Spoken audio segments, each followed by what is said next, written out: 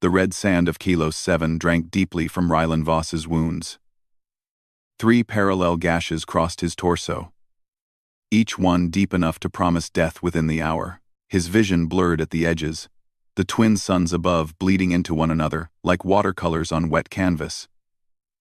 The ambush had been perfect, too perfect. Someone had sold him out. "Stay with me, human," a voice growled, small but fierce. Rylan's eyes focused on the creature standing over him.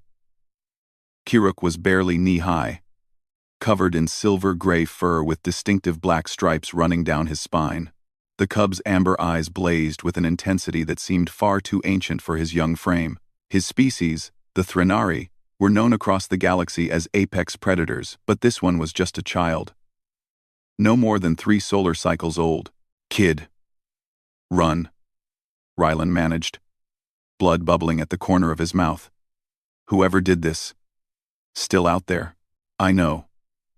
Kiruk's small claws extended, each one gleaming like polished obsidian. "That's exactly why you're not dying yet." The cub's nose twitched, processing 1,000 scents that the human's primitive olfactory system couldn't begin to detect.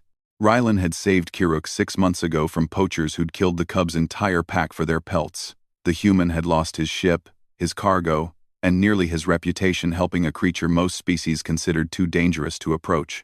But Rylan Voss had never been good at walking away from injustice. Now, as his life pooled beneath him on alien soil, he wondered if that compassion had been worth it. "The scent. It's Vexian," Kiruk announced, his young voice hardening. "Sulfur compounds, ammonia-based perspiration, and something else, fear pheromones mixed with greed." The cub's tail lashed. "They're watching us. Waiting to confirm you're dead." Rylan tried to laugh, but it came out as a wet cough.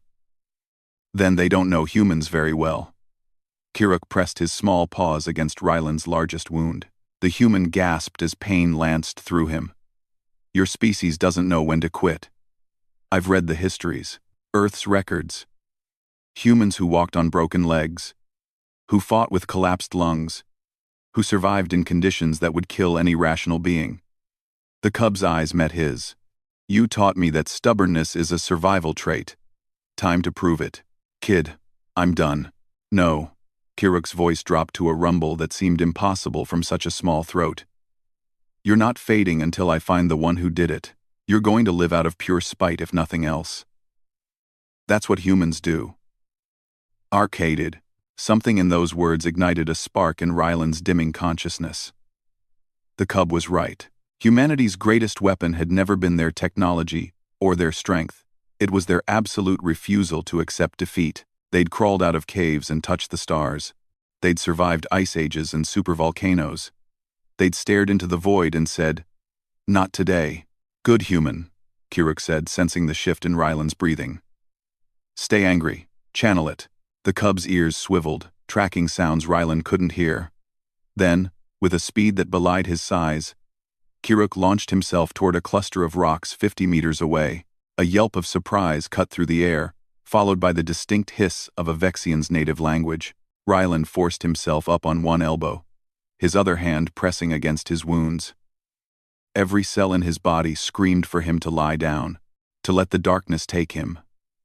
But he thought about Kiruk orphaned, alone, trusting this human to survive. Because humans always survived.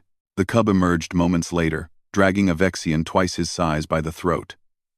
The reptilian assassin's forearms flailed uselessly against the Threnari's iron grip. Kiruk's fangs were buried just deep enough in the Vexian's neck to promise death without delivering it. "This one," Kiruk announced, throwing the assassin at Rylan's feet. "He sold the information about your route, told the Krill pirates where you'd be. They paid him 30,000 credits for your head." The Vexian's eyes widened as Rylan pulled himself to sitting position, impossible as it should have been. Blood still flowed from his wounds, but slower now, the human body's desperate attempt at clotting, buying precious minutes. 30,000. Rylan repeated, his voice stronger than it had any right to be. "That's insulting. I'm worth at least 45. Kiruk made a sound that might have been a laugh. "See? He's already joking." You failed, Vexian. You don't know what humans are capable of when they have something to live for. The assassin hissed in their language, but Kira cut him off with a snarl. My human doesn't need to understand you to know you're making excuses. Now, you're going to do exactly as I say. You're going to carry him to his ship's medbay. You're going to operate the emergency protocols. And you're going to pray to whatever deity you believe in that he survives. And if I refuse, Kiruk's amber eyes gleamed with predatory promise. Then you'll learn why the Threnari are feared across 40 systems, and why humans never abandon their pack. 2 hours later, Ryland Voss lay in a regeneration pod aboard his ship, nanobots stitching his wounds closed with microscopic precision. Kiruk sat on the console nearby, monitoring the Vexian assassin who'd been secured in the cargo hold. The cub's tail swished thoughtfully. You knew I wouldn't really die, didn't you? Ryland's voice was weak but clear through the pod's comm system. No, Kiruk admitted.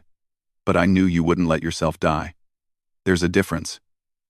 The cub's ears twitched. You humans are strange. Any other species would have accepted their fate. But you get stubborn. You get angry.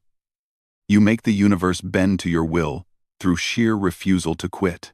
Ryland smiled, feeling the nanobots working through his system. Remind me to tell you about the human who survived being frozen in space for 8 minutes. Or the one who walked 30 kilometers with a rebar through his skull. Save it for when you're healed, Kiruk said. But his tone was warm. We have time now. Thanks to your stubbornness. And mine. Thanks to family, Ryland corrected. Pack looks after pack. The cub's purr of agreement resonated through the ship. Outside, the stars wheeled by, indifferent to the small drama that had unfolded on Kilo 7. But in that moment, a human and a Threnari cub had proven something the galaxy would do well to remember. Determination, loyalty, and the refusal to accept fate were the most powerful weapons in the universe. And humans had taught the galaxy well.